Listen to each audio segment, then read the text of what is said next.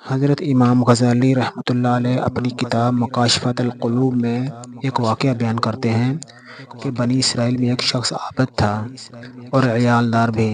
اس پر فاقہ آ گیا۔ بے قرار ہو کر اس نے اپنی بیوی کو بچوں کے لیے کچھ لانے کے لیے باہر بھیجا۔ وہ ایک تاجر کے گھر کے دروازے پر آئی اور اس سے کچھ مانگا تاکہ بچوں کو کھانا کھلائے۔ اس آدمی نے کہا، ٹھیک ہے، میں تمہیں کچھ دوں گا، مگر اپنا آپ میرے قابو میں دے دو۔ عورت خاموشی سے گھر واپس آ گئی۔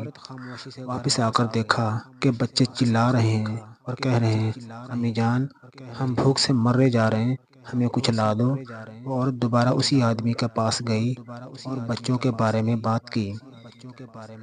اس نے کہا، میری بات مانتی ہو؟ عورت نے کہا، ہاں۔ جب خلوت ہوئی تو عورت کا سارا بدن تھر تھر کانپ اٹھا۔ قریب تھا کہ اس کا جوڑ اکھڑ جائے۔ آدمی نے پوچھا، تجھے کیا ہوا؟ تم اتنا ڈر کیوں رہی ہو؟ عورت نے کہا، میں خدا تعالیٰ سے ڈرتی ہوں۔ آدمی نے کہا، تم اس قدر فکر و فاقہ کے باوجود اللہ تعالیٰ سے ڈرتی ہو، مجھے تو اس سے زیادہ ڈرنا چاہیے۔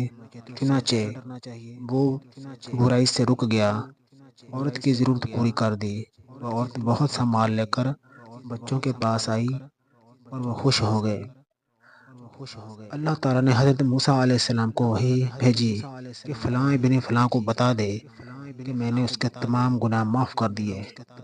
حضرت موسیٰ علیہ السلام اس آدمی کے پاس آئے اور فرمایا، شاید تو نے کوئی نیکی کی ہے جو تیرے اور تیرے اللہ کے درمیان معاملہ ہے۔ اس شخص نے سارا واقعہ بتا دیا۔ انہوں نے فرمایا، اللہ تعالیٰ نے تیرے سب گناہ معاف کر دیے۔